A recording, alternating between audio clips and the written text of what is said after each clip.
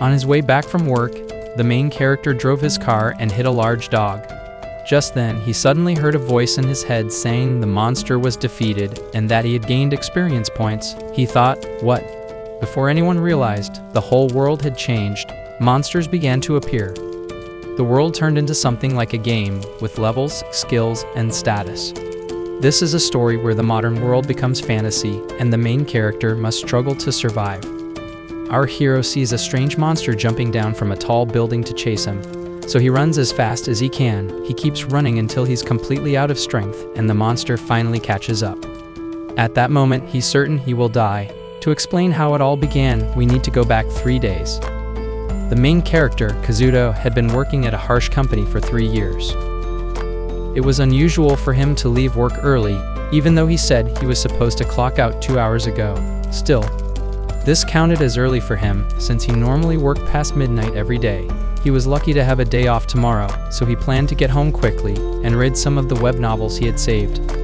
On the way, just thinking about his free time made all the stress fade away. He yawned, and in that brief distraction, hit something. Kazuto stepped out of the car to see what it was. The shape looked like a dog, but it was strangely large, and it was still alive. He apologized to the animal, but he knew that saying sorry couldn't change what had happened. He stayed with it until it took its final breath. Feeling down, he suddenly heard a voice saying he had gained experience points, reached level 1, and learned the quick growth skill. Shocked, Kazuto looked around for where the voice came from, since it sounded exactly like a game message. Even stranger, the dog's body was gone, making him wonder if he had just imagined it. He spotted something on the ground and picked up what was marked as a drop item. Laughing at how unreal it all felt, he thought it must be from exhaustion and decided to go home and sleep. But this was not a dream or his imagination. Kazuto was about to learn that this was truly reality. The next day, Kazuto woke up still tired even though it was already noon. He noticed it was loud outside but got distracted when the light wouldn't turn on. Thinking the breaker had tripped, he reset it, but nothing changed. He started to wonder if the blackout was connected to the sirens ringing through the neighborhood. Not too worried, Kazuto sat down for brunch. He thought about turning on the TV, but quickly remembered the power was out. He had also forgotten to charge both his phone and his computer, so he decided to read some of the light novels he had saved. But it was too dark to read, so he pulled open the curtains. What he saw made his blood run cold. In the chaos outside, Kazuto spotted an orc. He couldn't believe it. There was no zipper on its back, and it was far too real to be a costume. Looking closer, he noticed blood dripping from the cleaver in one hand and a severed head in the other. Terrified, Kazuto ran to the sink and threw up. He tried to check the news, but the power was still out and his phone was completely dead. He pinched his cheek to check if he was dreaming, but when he looked out the window again, the horrifying scene was still there. The situation was beyond anything he could understand. Monsters had taken over the streets, and the world had completely changed. Suddenly, Kazuto remembered the big dog and the mechanical voice from yesterday. The words came to him naturally, and he spoke them aloud. A status window appeared in front of his eyes, just like in a game. Kazuto looked over the screen but didn't understand abbreviations like SB or JB, nor why he had the quick growth skill. He guessed it had something to do with the big dog from the day before. Scrolling further, he saw that he had to pick a job from several options. To his surprise, the list included jobs like NEET and shut-in. The job trainee monk was probably there because he had lived like a corporate slave, and spy appeared likely because his boss had once forced him to report on his co-workers. Kazuto thought carefully about the choices, knowing how important it was to gather information and stay alert in a situation like this. He picked spy. It cost 1 JP, which made him realize that SP must mean skill points. Choosing the spy job gave him spy-related skills, and he used his remaining points to level them up. With SP, he gained danger sense and hostility sense, both vital in a world full of monsters. Happy with the outcome, Kazuto tried out his new physical skills. Thanks to the 2 new resistance skills, the monsters no longer frightened him as much. He could now stay calm in dangerous situations. Kazuto then summoned the item box, which worked exactly like it did in a game. Testing its limits, he found that even at level 1, it could hold a huge amount. It could store everything in the house. It was very convenient and even showed a list of all the items so he wouldn't forget what he had put inside. But the box didn't have heat protection or time stop features. Maybe those could be added later through skill upgrades. Pleased with his skills, Kazuto now had to choose whether to stay indoors or go outside. In the end, he decided to step out. He needed food, and now he had the strength to protect himself. This was no longer the life he once knew. Gathering his courage, Kazuto walked outside. His danger sense and hostility sense were working, and his covert action skill made him feel safer. With no monsters nearby, he went to check on his neighbors, but no one was there. It made sense. More than half a day had passed since the world had changed. Maybe they had tried to reach him while he was still asleep. Strangely, he had slept through everything until noon. As Kazuto went downstairs, he noticed his footsteps made no sound thanks to his light-up skill. On the second floor, he spotted an open door and decided to check it, calling out to see if anyone was inside. But an uneasy feeling came over him. A wave of hostility struck as a monster suddenly attacked. Kazuto quickly dodged and saw that it was a goblin. Without his fear resistance, he might have wet himself on the spot. Seeing the goblin up close excited him. It looked just like something from a fantasy world. Its mocking expression irritated Kazuto. With no other choice, he turned and ran. The goblin froze for a moment, then grew enraged by the insult and chased after him. Kazuto opened his item box and pulled out a washing machine, dropping it onto the goblin and crushing it. It was a clever strategy, to say the least. Still, he had to finish the goblin off himself to gain experience points and item drops. Doing so raised him to level 2 from the hunt, but Kazuto didn't feel happy. To him, the goblin was still a living creature. Its body disappeared, but the blood stayed behind. After storing the washing machine, he checked his status screen again and used his SP and JB points to level up more. He focused on skills that matched the fight. Kazuto then moved down to the first floor. With his covert skill leveled up, his presence grew even smaller. When he saw 4 goblins in the hallway, he quickly hid, but one walked toward him. He could have escaped, but chose to see it as a chance to adapt to the new world and raise his level. He took down the first goblin with ease. As his stress resistance grew, he felt less guilt and fear. When the other 3 goblins chased him, Kazuto stayed calm. He summoned a wheeled refrigerator from his item box, and using his enhanced strength, shoved it at them with full force. It crushed the goblins, but once again, he had to finish them off by hand. This time, his level rose from 2 to 4 thanks to the quick growth skill. Suddenly, Kazuto felt a strange presence, even though neither danger sense nor hostility sense detected anything. What he didn't realize was that a large dog was quietly watching him from the shadows. Since his senses didn't react, he guessed that whatever was hiding there wasn't a monster. Then, a sudden thought came to him, and he called out, "Momo." To his shock, the dog answered. Kazuto rushed over and picked her up right away. Momo was a stray dog who had claimed this neighborhood as her territory. She was a female Shiba Inu, and Kazuto used to secretly feed her because his apartment had a strict no pets rule. His bond with Momo had always been a rare comfort in his dull and tiring life. Now, finding her alive filled him with joy. Thinking she might be hungry, he quickly pulled some dog food and a dish from his item box to feed her. Feeling much better, Kazuto asked if Momo wanted more food. But then, out of nowhere, he heard an announcement. "Momo wants to join your party." Shocked, Kazuto wondered if this world really had a party system like in a game. When he heard the voice again, he knew it wasn't his imagination. Happily, he accepted Momo into his party and checked her status, only to see that she was already level 2. Stunned, Kazuto asked if she had actually defeated a monster. Momo barked excitedly, but Kazuto still found it hard to believe that such a small, cute pup could really take one down. To test something, he took out a small goblin soulstone from his item box and showed it to Momo. She seemed curious and even tried to grab it, but Kazuto hesitated and moved it around to tease her. Seeing her sad reaction, he apologized and handed it to her. Momo sniffed the stone and immediately began chewing on it. Panicking, Kazuto tried to take it back, but Momo swallowed it in one gulp and then looked up as if asking for more. Unsure if the stones were even edible, Kazuto tried one himself, but as expected, it was nothing but a rock. Since Momo clearly enjoyed them, he gave her 3 more goblin soul stones. Then he remembered the purple shadow wolf soul stone. When he summoned it, Momo wagged her tail with excitement. The moment she ate it, she let out a ping, ran around playfully in circles, and then returned to normal. Since there didn't seem to be any side effects, Kazuto petted her while checking his own status screen. He found that each time he leveled up, he gained 20 SP and 10 JP. He used his JP to raise his spy class and spent SP to learn new skills.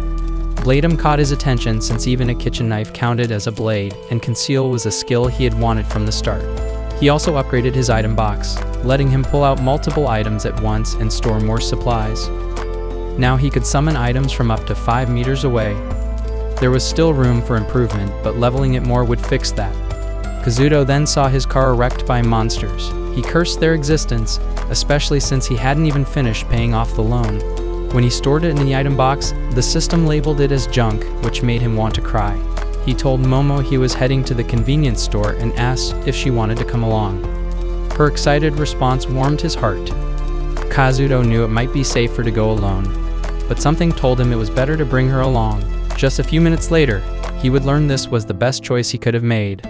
As Kazuto walked through the city, he saw corpses scattered everywhere. It was a disgusting sight. Suddenly, his enemy sense triggered, making him stop Momo. A zombie was nearby, but Kazuto couldn't just drop a washing machine on it. That would make too much noise and attract more monsters. Instead, he pulled a dumbbell from his item box and crept up behind the zombie, trusting his stealth and sneak skills to keep him hidden. Kazuto moved in for the kill, but before he could strike, the zombie suddenly turned around. Everything happened so quickly that Kazuto froze, sure he was about to be bitten. At that moment, something gripped the zombie's throat. Using his observe skill, Kazuto saw that it was his own shadow wrapping around the enemy, but he was sure he didn't have any ability like that. The only other being nearby was Momo. She rushed forward and tightened the shadow's hold on the zombie. Taking the chance, Kazuto finished it off, earning experience points and a zombie soul stone. He gave the stone to Momo and asked if she had just saved him. Then he realized the shadow control came from the Shadow Wolf soul stone she had eaten. Kazuto petted the good girl and wondered if Momo was the only one able to absorb soul stones to gain powers. Curious, he asked her to use the skill again and studied it closely. The shadow could only move along solid surfaces and grew stronger the closer it stayed to her. The ability matched Kazuto's stealthy fighting style perfectly. He could sneak in quietly with stealth, while Momo pinned down monsters with shadow control, letting Kazuto finish them off using home appliances. To him, they were the perfect team. With Momo's shadow skill, they could take out goblins without any danger. But this time, Kazuto's level didn't rise. When they reached the convenience store, he was surprised to see far more supplies than he expected. Momo chose her food, and Kazuto stored it along with other goods in the item box. The stockpile was enough to feed one person for half a year. Kazuto decided they needed to find a safe place before sunset. While scouting, he spotted an SOS flag waving from a building. That might mean survivors, though he hadn't seen another human since the world had changed. Something about the shopping mall felt wrong, but even so, he asked Momo if she would come with him. Her happy response decides it. They head toward the mall. On the way, they defeat monsters, and Kazuto reaches level 5. He quickly spends the points to upgrade his skills. He also comes across a vending machine and stores it in the item box, thinking it could serve as a good weapon. Nearing the mall entrance, Kazuto notices people already battling monsters. Using Conceal, he hides both himself and Momo, holding her close so the effect covers her too. From the shadows, he watches a group of men fighting orcs. Based on the SOS sign, it looks like they're defending the place while waiting for rescue, but the orcs are huge, nearly 2 meters tall, putting the humans at a big disadvantage. What really makes Kazuto uneasy is the orc in the back. Its skin is a different color, its aura is terrifying, and Kazuto's danger sense is going wild. That one is clearly a high-ranking orc. Kazuto pauses to consider the situation. He convinces himself that leaving isn't wrong, even if those men are risking their lives so others can survive. He decides to walk away, but first checks with Momo. She simply leaves the decision to him. Kazuto tells Momo to retreat as soon as Conceal runs out. But just before they leave, he suddenly freezes. His senses scream that something awful is coming. He orders Momo to shield them with her shadow control. A moment later, the high-ranking orc unleashes a roar so powerful, it makes the entire shopping mall collapse. Kazuto stumbles, struggling to stay on his feet, and quickly checks on the dizzy Momo. That roar wasn't just loud, it was a skill. A shout strong enough to cause massive destruction. Every man fighting the orcs is now dead. The high-ranking orc points at the mall, sending a swarm of orcs marching inside. Then the huge orc starts walking toward the ruins, but suddenly halts. Its eyes narrow as it glares at something. Even though the big orc is several meters away and Kazuto has his stealth skill active, their eyes still lock. Even worse, the big orc sneers at him. Kazuto is so shocked and terrified that several of his skills hit their proficiency limits. Fear resistance, stress resistance, enemy sense, and danger sense all level up, and he even gains 2 new skills, retreat and defensive instinct. A raindrop on his face snaps him back to reality, just as the big orc snorts and turns away. Kazuto doesn't waste a second. He takes the chance to run for his life. But he soon realizes the big orc isn't chasing him. Still, he's so shaken that he keeps running without stopping. His mind screams for him to find a place, any place, where that orc's eyes can't reach. He bitterly accepts that in his current weak and unprepared state, he'll eventually die. But one thing he's sure of, he doesn't want to die. To survive, he knows he must get stronger, much stronger than he is now. Kazuto finally makes it back to his apartment and collapses on the floor, gasping for air. Both he and Momo drink water to calm down. Never in his life has Kazuto felt so close to death. He realizes he got overconfident from his new skills and recent victories, which made him careless. That mistake almost cost him his life. Frustrated, Kazuto tugs at his hair, and the act makes his stress resistance level up again. He drops flat on the floor, completely worn out, while Momo looks just as tired. Kazuto empties his item box and sets up a makeshift barricade in case of a night attack. The two of them sleep in the middle of their improvised shelter, ending the first day of the changed world. The next morning, Kazuto wakes to Momo licking his face. Kazuto greets her groggily and looks around, relieved that no monsters attacked during the night. Over breakfast, he tells Momo they'll need to start hunting monsters on purpose. Momo tilts her head, not fully understanding, so he explains they need to level up to survive. He reassures her that they won't take on anything too dangerous yet. Safety comes first. Speaking seriously, he asks if she'll join forces with him so they can survive together. Momo answers with a cheerful woof, and Kazuto smiles, thanking her. When he opens his status screen, he sees that several skills have leveled up. To his surprise, a brand new skill has also appeared. He realizes that new skills unlock when certain conditions are met. Using his SP, Kazuto gains poison resistance and auto HP recovery. Suddenly, Kazuto notices Momo stomping her feet and staring at a corner. Curious, he asks what's wrong. It seems she has gained a new skill and wants to show him. Momo does her best to explain, but Kazuto can't figure out her signals, which makes her whine in frustration. Later, Kazuto leaves the apartment to search for the big orc. He's more determined than ever to level up quickly. This time, he heads in the opposite direction of the shopping mall, choosing safety over confrontation. As they walk through the streets, he sees countless corpses and wonders what the government or military are doing now. Suddenly, Momo barks, alerting him to a nearby goblin. Kazuto quickly hunts it down, but his level doesn't rise this time. They keep moving, and Kazuto realizes many people are still hiding inside their homes. If help had come quickly, maybe people could have survived by staying indoors. But now, monsters are actively hunting humans in this town. Kazuto briefly thinks about how this is similar to the shut-in job class, but brushes it off. He isn't interested in info-based classes. After defeating another goblin, he finally reaches level 6. He uses his SP to raise his spy job to level 10. This unlocks high rank and secondary job classes. Excited, he finds an empty house to rest and check his stats. He debates between operative, thief, or assassin. Wishing he had an appraisal skill like in fantasy stories, he takes time to think. In the end, he chooses assassin as his high-rank job and hunter as his secondary. The choice immediately grants him new skills. His AGI UP and DX UP boost his stats significantly. Inspect Block lets him resist status checks from enemies of the same level, while Silent Steps hides even the sound of his clothes moving. Farsight improves his long-range vision, and Track Enemy reveals creatures within a 10-meter range. His progress feels huge compared to when he first started. Over lunch, he talks strategy with Momo, planning their new fighting style around their upgraded skills. As they move on, Kazuto's Track Enemy, Danger Sense, and Enemy Sense all react near a mini-mart. Using Farsight, he sees 4 goblins and 1 hobgoblin inside. Luckily, the danger feels low, nothing like when he faced the big orc, so he chooses to continue.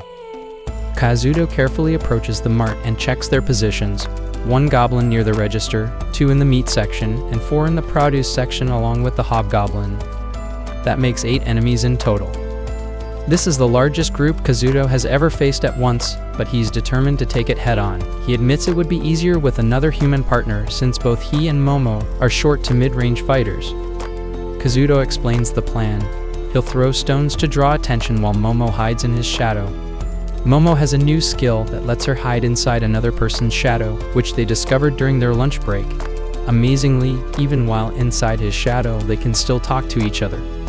However, she can only enter through his shadow. Once hidden, she can control other shadows. And if Kazuto's shadow connects to another, she can appear from that spot as well. Using silent steps, Kazuto sneaks to the mart's entrance but suddenly gets a strange feeling of being watched. Since neither danger sense nor enemy sense activates, he brushes it off as paranoia. He follows the plan, tossing stones to create a distraction. The goblins inside take the bait, letting Kazuto sneak in. He heads to the meat section first. Momo uses shadow control to strangle 2 goblins, and Kazuto finishes them off with his blade, gaining experience points and soul stones. Then he moves toward the produce section, where 4 goblins are resting, unaware of their companion's deaths. When one wanders away, Kazuto quickly eliminates it. Now only 4 goblins and 1 hobgoblin are left. Suddenly, a goblin appears at the entrance and screeches loudly. The goblins inside become hostile, bickering in their strange language. The hobgoblin watches calmly, then stomps over and roars. Kazuto flinches, worried it might be using a shout skill, but it's only a normal yell. Thankfully, the goblins outside run away. Kazuto takes the chance to open his item box and store several display shelves. The goblins are startled, though only the shelves disappear and the items stay behind. Still, the goblins are confused, giving Kazuto the chance to use the shelves as barriers to separate the hobgoblin from the others. He assigns Momo to handle the goblin near the door while he deals with the remaining 3. The hobgoblin shrieks and smashes through the obstacles to reach him, but Kazuto doesn't plan to fight it directly. Instead, he throws a water balloon filled with Tabasco sauce, something he prepared earlier during a strategy session with Momo. The liquid hits the hobgoblin's eyes, making it scream in pain. Not stopping there, Kazuto pulls out his ultimate weapon, a vending machine, and drops it on the hobgoblin. One hit isn't enough, so he repeats the process until the beast is completely flattened. Momo comes back with the goblin she handled, and Kazuto uses the vending machine on it as well. After the tough battle, Kazuto reaches level 7. He and Momo cheer together, thrilled with their progress. Far away, a girl watches Kazuto closely. She notices that he's clearly an LV holder, strong enough to sense her from a distance. Finally, she's found someone like her, a human actively hunting monsters. Kazuto is exhausted from fighting the goblins, but Momo quickly lifts his spirits. She wags her tail and looks at him happily. He pets her without stopping, and almost immediately feels better. Honestly, he doesn't think he'll ever be able to stop petting her, even though the fight gave him valuable experience. Kazuto knows there's still plenty of room to improve. His teamwork with Momo, the Tabasco balloons, and his use of the item box were all helpful tactics, but what he really needs are tools made specifically for fighting monsters. That means he has to collect a lot more gear. Right now though, the biggest problem isn't weapons. It's himself. His senses can't keep up with his much higher AGI. He managed this time, but if he doesn't fix that gap, it could cost him his life. He reminds himself not to get overconfident. Kazuto spends some JP and SP to level up his assassin and hunter classes, but wisely keeps 3 SP in reserve. He gives all the soul stones to Momo and stores any useful items in his item box. It's time to go out again. He tells Momo to hide in his shadow. He's also upgraded his item box, planning to gather necessities while continuing to hunt monsters. Just as he starts his journey, Kazuto hears something and instinctively looks up. A helicopter is flying overhead. Its markings show it belongs to the Japan Defense Force. He wonders where it's headed and is shocked to see it going straight for the shopping mall. Kazuto thinks about going there to ask for help, but the memory of the high-ranking orc terrifies him. His danger sense warns him to stay away. He knows the JDF are elite, skilled in hand-to-hand combat, and armed with weapons far stronger than his washing machines and vending machines. They're clearly on a different level. After considering it, Kazuto decides to watch from a distance. Thanks to his farsight skill, he doesn't need to get close. He chooses a nearby apartment building, one that isn't triggering any danger alerts. He tells Momo to stay hidden in his shadow and starts moving. He hasn't gone far when he senses several humans nearby. A group of people is running toward the mall, hoping the JDF will save them. Kazuto realizes these people must have been hiding until now, and he understands their desperation. Still, he sticks to his plan and heads to the apartment building. Once he senses no threats, he climbs to the rooftop, surveys the area, and tells Momo to come out. From their vantage point, they watch the helicopter land in the parking lot. 5 soldiers step out. Kazuto is amazed. They're still operating in a world gone mad. These men look strong and carry the best weapon civilization has. Kazuto thinks they'll gain experience by hunting monsters with guns. But something catches his attention. Only 4 of the soldiers have firearms. The 5th soldier is unarmed. Sao. Just then Momo barks.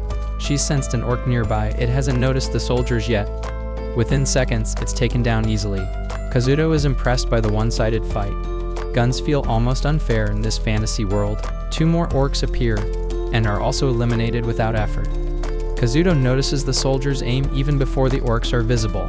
It's probably a sensory skill, like his track enemy or enemy sense. Unlike him, they seem to share information and have overwhelming long-range firepower. It gives Kazuto hope. Maybe this strategy can actually work. Then, the terrifying roar of the big orc echoes through the air. Kazuto ducks immediately and grabs Momo, who wraps them both in her shadow. Once the roar ends, Kazuto checks on Momo and is relieved to see she's unharmed, likely because the roar wasn't close enough to reach them. He immediately rushes to check on the JDF. Luckily, all 5 seem alive and are communicating. Though Kazuto can't hear what they're saying from this far away, but there's no sign of the high-ranking orc, until suddenly the helicopter crashes and explodes, brought down by the big orc. Kazuto is stunned. The orc leaped and smashed the aircraft with raw power. The impact throws the pilot into the soldiers, killing one instantly. The rest open fire, but the orc shields itself with its massive arms and closes the distance in seconds. One by one, the elite soldiers are taken down, unable to even scratch their enemy. The high orc lets out another roar, this time signaling the swarm. Orcs start moving toward the civilians who had approached the mall, hoping for rescue. Kazuto can't bear to watch. Kazuto realizes that the JDF must have only sent one skilled team to this town, because stronger monsters probably exist elsewhere. Dragons, phoenixes, just thinking about it chills him. Deep down, he had hoped someone would fix this nightmare. But seeing the JDF fall makes it clear he can rely on no one but himself. He tells Momo to follow him. They have to get stronger. Together, they head toward the home center across from the mall. As they leave, a girl steps out of hiding. She watches them go with slight disappointment, clearly hoping they would notice her. She knows she could try to talk to them, but the thought of approaching strangers feels overwhelming. Moving on, Kazuto comes across a new scene. 2 groups of people arguing over a hiding spot. One group, with 12 people, is mostly middle-aged adults. The other group has 5 rowdy-looking middle schoolers who seem like delinquents. Kazuto uses his skills to assess the situation and detects more people inside the building. He uses sharp ear to listen in. While he's still thinking, someone named Nishino steps out to check the noise. Quickly understanding the situation, Nishino tells everyone they can't be allowed in unless they meet certain conditions. Kazuto wonders if he'll ask for a beautiful girl, but instead, Nishino asks if someone among them is willing to hunt monsters. The new group is clearly shocked, but Nishino calmly explains that even a single hunt would be enough. The older group complains and looks at the weapons warily, but Nishino explains that hunting monsters will increase their levels. He reminds them that surviving the past 2 days was already risky, and if they now want cooperation, they must offer something in return. Kazuto thinks presenting the information and conditions so bluntly is a bit too direct. However, the middle-aged group doesn't seem to believe this world has become game-like, with levels and skills. Kazuto pities them. These old hags can't see the truth even now. They even start begging Nishino's group for help, making Kazuto silently conclude they're just a troublesome bunch. Not wanting to get involved, he quietly leaves. At the supermarket, Kazuto sees more students stacking goods and wonders if they are also part of Nishino's group. However, they don't seem to have an item box. Once they leave, Kazuto enters the supermarket with Momo and starts gathering supplies. Now that he has leveled up his item box, everything disappears into his storage at once, making him ecstatic. The item box range has increased to 5 meters. Kazuto then goes to a nearby store to collect even more. In no time, he gathers everything from one side of the area and notices there doesn't seem to be a storage limit. Curious about what happened at the home center earlier, he decides to check it out. Using track sense, he finds that the refugees accepted the offer. He sneaks around the home center and decides to enter from the rear. Momo uses her shadow skill to open a window, earning Kazuto's thanks as he slips inside. It looks like someone was here recently. Kazuto looks around carefully but immediately hides when he senses people nearby. He sees that Nishino is clearly the leader, so he decides to gather information before taking more supplies. Nishino's group seems unsure about accepting newcomers, seeing it as a possible risk. However, Nishino argues that relying only on their own group is no longer enough. He asks if they should trust the level and skill system that Shihada mentioned. The others are skeptical, pointing out that Shihada is actually against hunting monsters. They're currently risking their lives just to gather supplies, but will have to continue until their levels rise. Nishino believes outsiders aren't a problem because, against his skill, they're just pawns. They even plan to use others as bait if needed. Kazuto is honestly impressed at how calmly they discuss such heartless plans. Clearly, they're confident, but Kazuto still wonders if they can really use skills. Suddenly, a boy bursts into the room with troubling news. Kazuto stiffens, worried it might be about the big orc or an even stronger monster. But the boy announces that the drugstore, convenience store, and supermarket have all been emptied. Of course, Kazuto is the culprit. Tension rises immediately. The group had enough supplies for 3 days, but with the newcomers, it now only lasts 1 day. Nishino tells the boy to share this news with the others. He can't believe everything was raided in just 2 hours and assumes whoever did it must be highly skilled and able to use abilities. They speculate the person might have an item box or some movement magic like in light novels. Though they think about searching for the raider, Nishino insists that since it was done so deliberately, the person wouldn't negotiate. Kazuto wants to explain he meant no harm and that they shouldn't jump to conclusions. But it's too late. They're already preparing for a possible attack. After they leave, Kazuto finally stands and sighs heavily, weighed down by the big misunderstanding.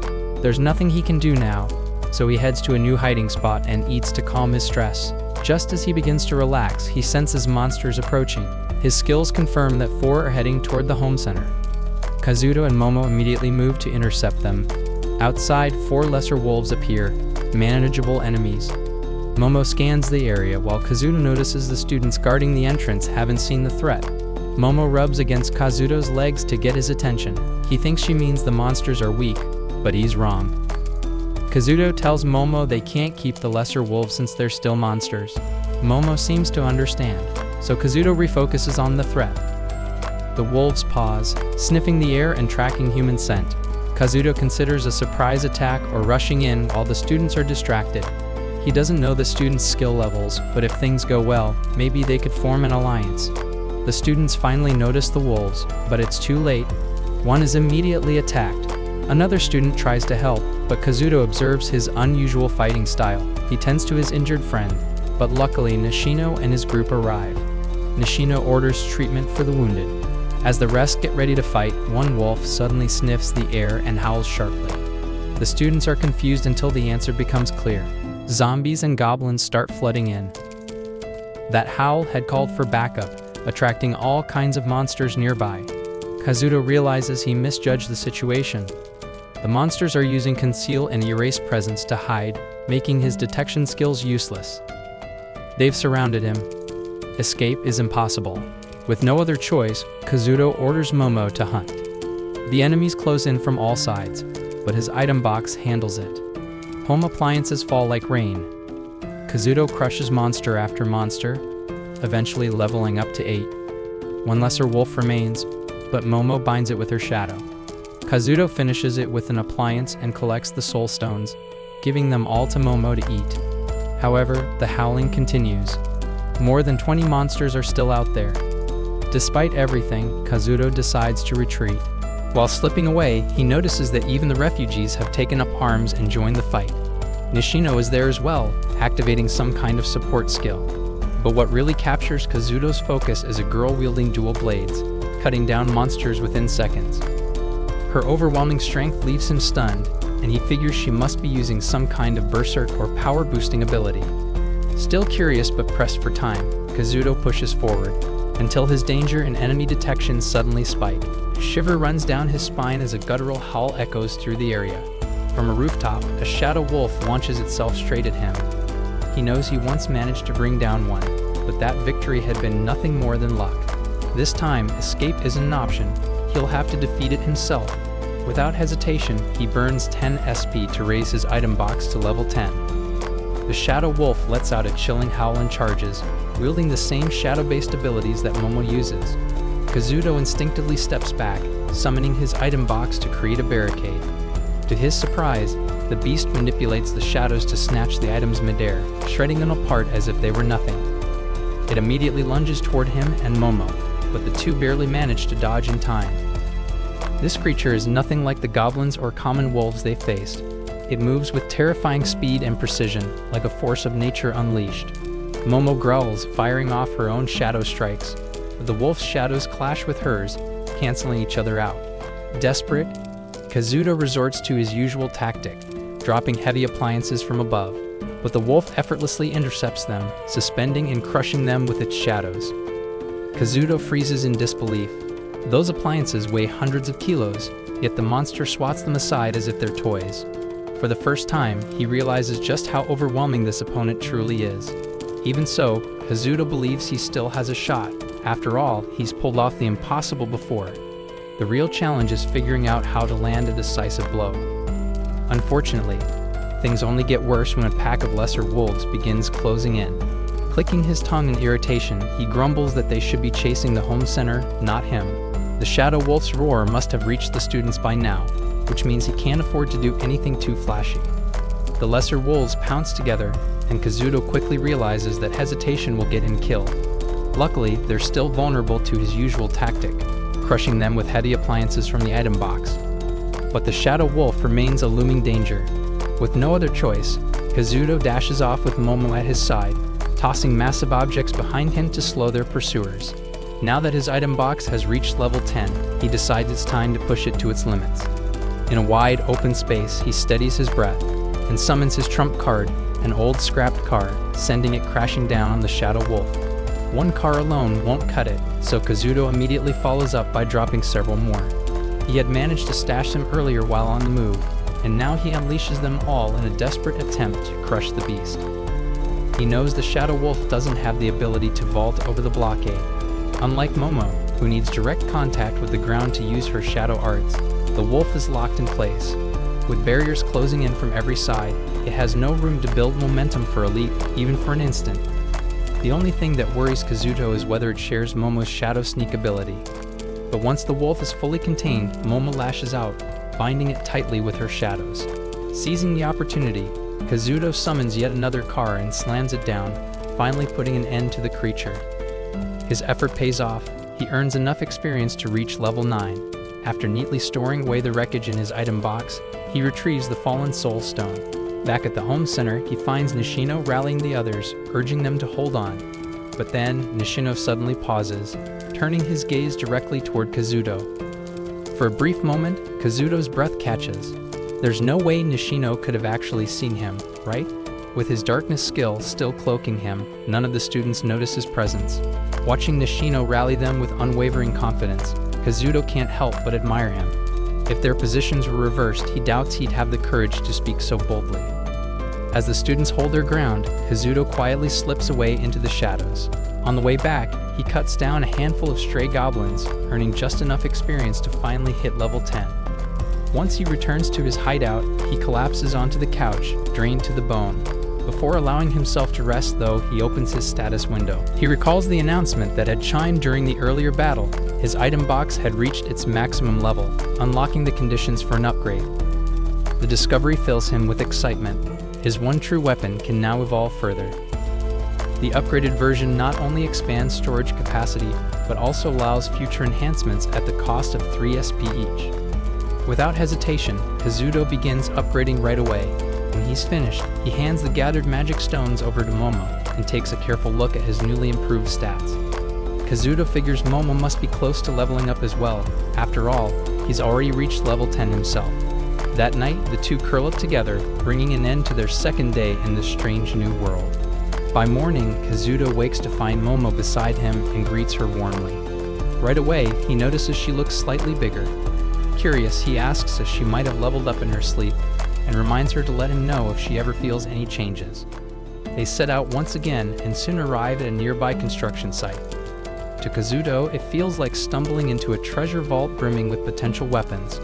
With no monsters in sight, it seems the area was already cleared not long ago. Testing out his newly maxed item box, he's impressed by how easily it can store such high-quality materials. Just as he's about to make his way toward the home center, something unusual catches his attention. A chest tucked away in the corner, an actual treasure chest. The sight leaves Kazuto stunned, though his instincts immediately tell him to be cautious. None of his detection skills, enemy sense, danger sense, or track enemy, pick up a thing, which only deepens his suspicion. He signals Momo to open the chest with her shadows. Just as he expected, it's a trap, a mimic that managed to slip past his abilities. Without hesitation, Kazuto smashes it to pieces, earning both experience and a mimic's magic stone. On their way back, he notices a slime sliding lazily along the path, nibbling at grass as if it has no care in the world. It doesn't look threatening in the slightest. Curious, Kazuto asks Momo if she wants to give it a try. She launches her shadows to snare it, but the slime slips through effortlessly. Irritated, Momo growls, only to be calmed by Kazuto, who quickly drops an object on the creature to pin it down. To their shock, the slime wriggles free again. Both of them stare, baffled. Physical damage seems useless against it. To test the theory, Kazuto slashes with a blade, nothing. His mind races for alternatives until an idea sparks. Pulling out oil and matchsticks, he decides to see if fire is the slime's weakness. As expected, the slime goes up in flames, leaving behind a soul stone. It's the first monster Kazuto has seen that shrugs off physical attacks. From this, he concludes that slimes are vulnerable to fire. He can't help but wish the orc had such an obvious weakness, though he doubts it's that simple. Elsewhere, Nishino assigns Shabat and Yuno to scout the surrounding area. With their food supplies dwindling, securing resources has become urgent. They're also considering the possibility of locating a second stronghold. In the meantime, the rest of the group prepares for an expedition to raise their levels. But Nishino stops them. He insists they hold off for now. Together with Ro, he'll focus on training the weaker members first. Roko grumbles that the whole thing is a hassle, but Nishino doesn't back down. Even the smallest increase in combat strength could make a difference. Roko nods in understanding, though she takes a darker view of things. Some members, she argues, may never level up at all. She even goes as far as suggesting they be used as bait. Nishino immediately cuts her off, his tone sharp as he warns her never to voice the thought again. Roko quickly apologizes, and Nishino warns her never to let such ideas spread. If the others caught wind of it, morale would shatter and people would start leaving, and that would be disastrous.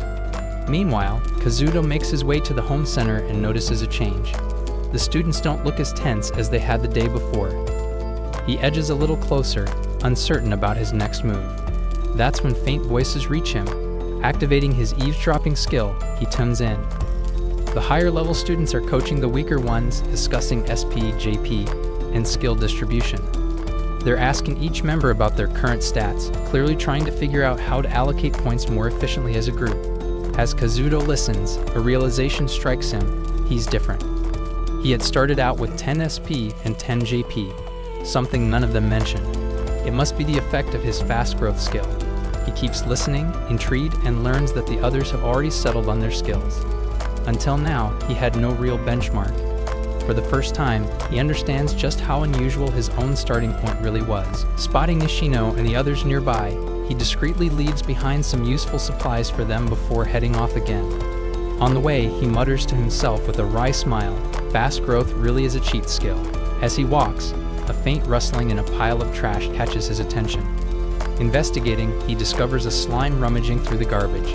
It looks harmless at first, and Kazuto considers ignoring it. Taking it down would be a waste of effort. But then he notices something strange.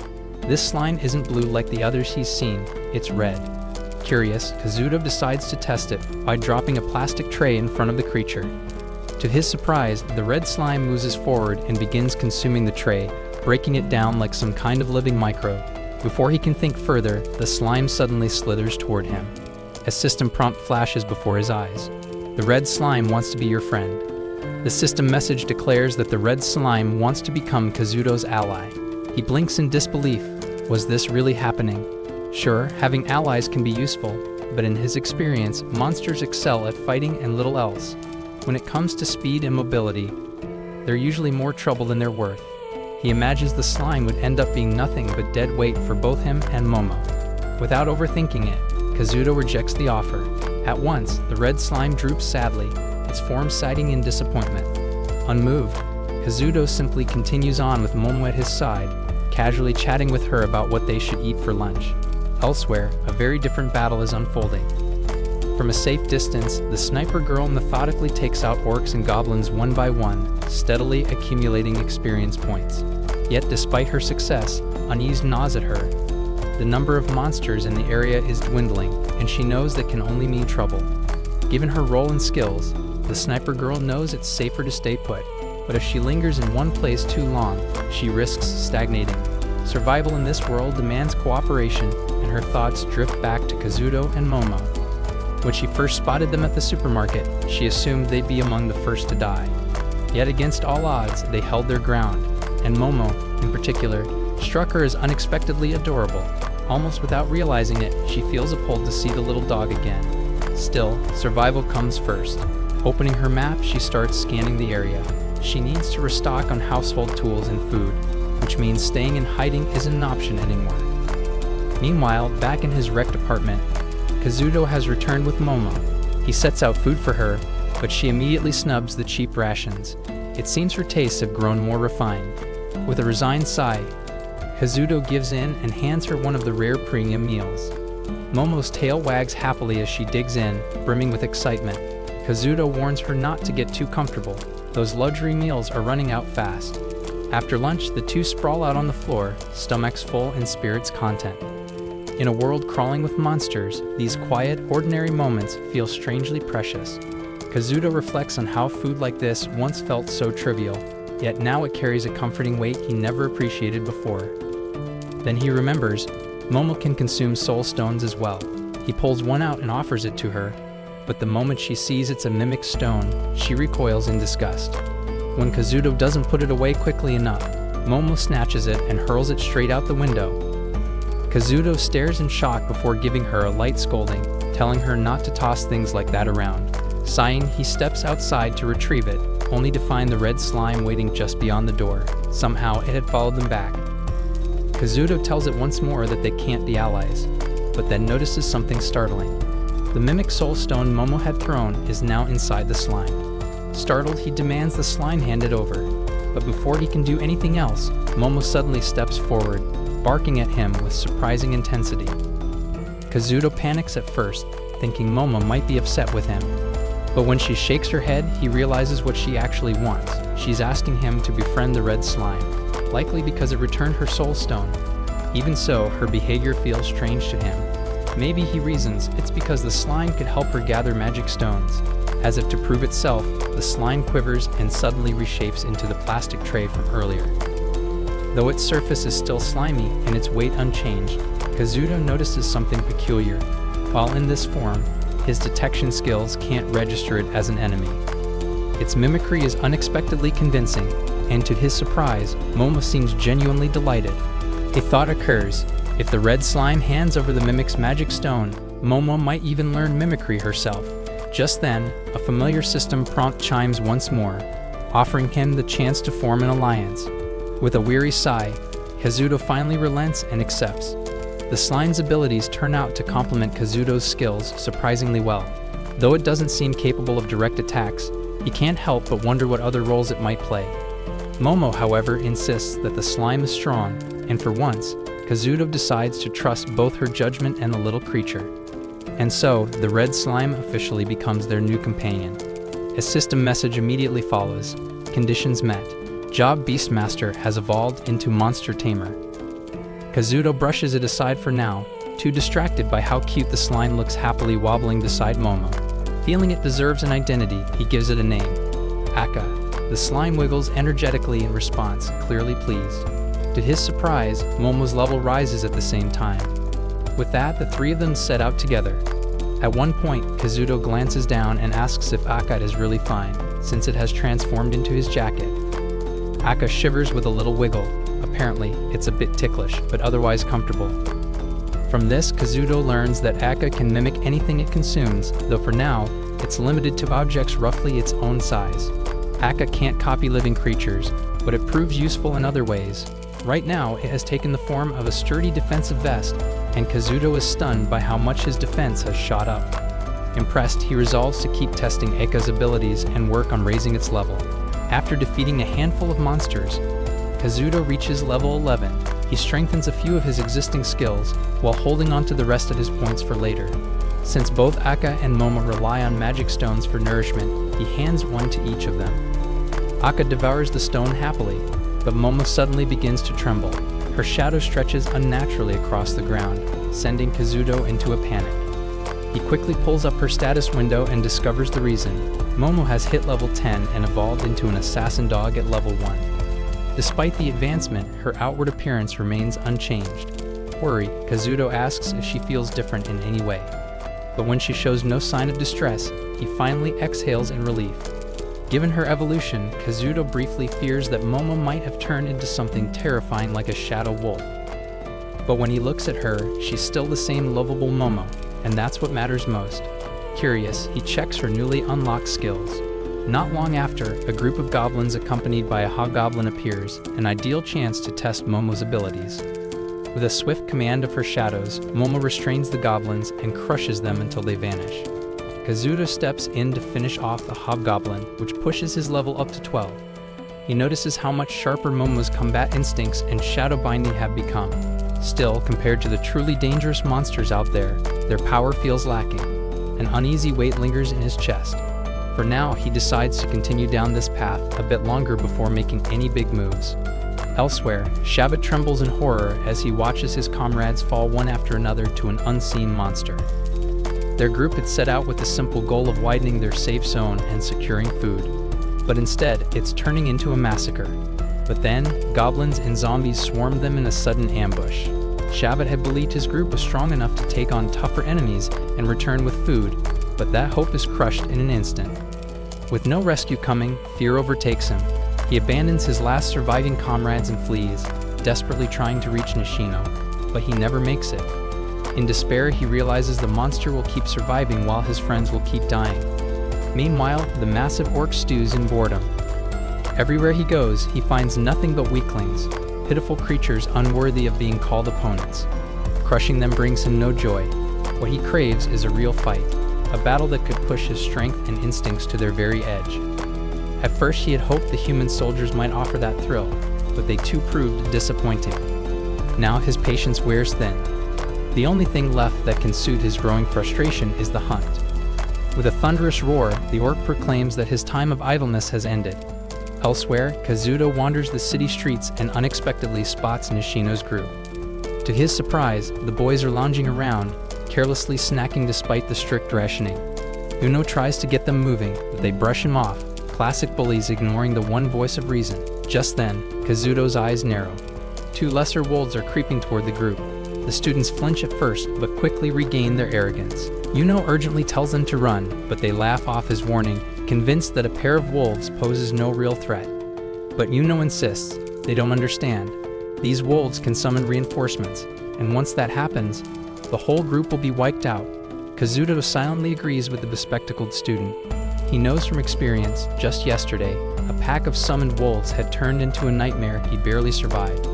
The bullies scoff at Uno's warning, insisting they'll kill the wolves before reinforcements arrive. Kazuto shakes his head, such arrogance. There's no way they can finish the fight that fast. And sure enough, even against just two wolves, the students are already being pushed back. Uno, frozen with fear, bolts from the scene. Kazuto can't fault him. The others ignored his words and are now suffering for it. Kazuto braces himself for the worst, certain at least one of the boys will be torn apart. But then, boom, one of the wolves suddenly bursts apart, its body exploding right beside a student. The group stares in shock, unable to process what just happened before instinct kicks in and they scatter, running for their lives. Kazuto's eyes narrow as he sweeps the area. The shot didn't come from them. He spots the glint of a muzzle from a tall building nearby. A sniper. Could it be the police? Or maybe military support? The weapon was unmistakably a gun. But before he can think further, something completely unexpected happens. The system clarifies that the male function has been unlocked after meeting certain conditions. Still stunned, Kazuto is nudged back to reality by Momo, who reminds him they need to find shelter. They duck into an empty apartment, and once safe, Kazuto begins exploring this new feature. Though most of the system is still restricted, he can at least access the interface. To his surprise, there's already one unread message from someone named Natsu. The name means nothing to him. Opening it, he discovers the sender is none other than the sniper from earlier. Natsu explains she only spotted him by chance when the monsters appeared, and she intervened because standing by and watching people die left a bad taste in her mouth. Her true reason, however, is clear. She wants to propose an alliance. The wording is stiff, almost like a business letter, but the intention behind it doesn't feel hostile. If anything, she even goes out of her way to compliment Momo. A sniper could prove to be an invaluable ally or a deadly trap. Natsu mentioned witnessing his fight yesterday, which means she might already know about his item box. Kazuto recalls the prickling sensation of being watched back then and realizes ignoring her could be a mistake. He'd like to stall for time, but the mail system still won't let him respond. Meanwhile, Natsu exhales softly after sending her message. For someone as socially awkward as her, this mail feature feels like the perfect way to reach out. The thought of finally meeting Momo fills her with excitement. She had poured her genuine feelings into that proposal, convinced that their skills would mesh seamlessly in combat. Now all she can do is wait for the reply that could change everything. From her vantage point in the high-rise, she watches Kazuto vanish behind a wall. A small smile tugs at her lips as she wonders if he's already read her words. Afraid she might come across as suspicious, Natsu quickly fires off another message, then another, and another. Before long, the flood becomes relentless, until finally, Kazuto responds. He explains that he hadn't been able to reply earlier since the mail skill wasn't unlocked, and kindly asks her to stop bombarding him with messages. Natsu breathes a sigh of relief at his answer, replying back in short bursts. But then doubt creeps in. Why was his message so brief? Back in the apartment, Kazuto is discovering the nightmare side of this new feature. 45 messages in under an hour had his nerves stretched to the breaking point, so much so that his stress resistance skill leveled up from 5 to 6. Even so, he's seriously weighing the option of cutting ties with Natsu altogether. She doesn't seem malicious, but she's clearly unstable. And just as he's calming down, another notification dings. At mail level 2, the chat function has unlocked. Kazuto lets out a weary groan and shoots back a passive-aggressive reply, telling Natsu he still needs more time to think things over. But his worries only deepen. How on earth did she even get her hands on a firearm in Japan, a country with such tight gun laws? A ranged ally could tip the balance in his favor, but if she turned on him, a single bullet would be enough to end it all. For now, he chooses to keep the conversation going. Unfortunately, her replies come almost instantly, giving him no room to breathe. Meanwhile, at the home center, Yuno arrived and was quickly questioned by Nishino about the others. Yuno explained that they had been separated during a monster attack. Hearing that, Nishino felt relieved that Yuno had made it back safely. When Yuno asks about Shabbat's group, Nishino tells him they haven't returned either. A search party will be sent out in an hour, but for now, the search for Yuno's group has to wait. Yuno keeps telling himself that none of this is his fault. Suddenly, Shabbat arrives at the home center. His condition leaves everyone speechless. Far from town, Kazuto wanders near a body of water, where he notices slimes floating on the surface. Eka steps out from hiding and appears to communicate with Momo. Using her shadow skill, she captures one of the slimes. Aka moves closer and starts eating the slime. Kazuto is stunned, not just because slimes can eat each other, but because what happens next completely defies his expectations. Aka begins to tremble, then suddenly splits into two smaller slimes. The new slimes look up at Kazuto with expectant eyes, and he praises them both. Not wanting to be left out, Momo asks for praise as well, so Kazuto gives her plenty. Aka wants more slimes, so Momo helps capture them. Once Aka has eaten enough, Kazuto decides it's time to move on. That's when his enemy sense skill suddenly activates. An orc approaches and charges straight at them. Momo binds it in place with her shadow, giving Kazuto a chance to act. He tries to crush it using an item from his item box, but the orc breaks free and rushes at him with its weapon raised. With no time to dodge, Kazuto braces for the hit. At the last moment, Akka jumps in and blocks the attack. The item Kazuto dropped falls right after, smashing down onto the orc and crushing it. Kazuto thanks Akka for the save, still shaken. The orc hadn't attacked blindly. It showed clear intent and strategy. These monsters weren't mindless. They were aware. Then, without warning, his enemy sense activates again. This time, a pack of shadow wolves stands in his way. Kazuto looks at them and realizes the orc from earlier may have been running from these very beasts. Taking down even one had been difficult. Facing an entire pack would be suicidal. Without hesitation, he decides to retreat and head back the way he came.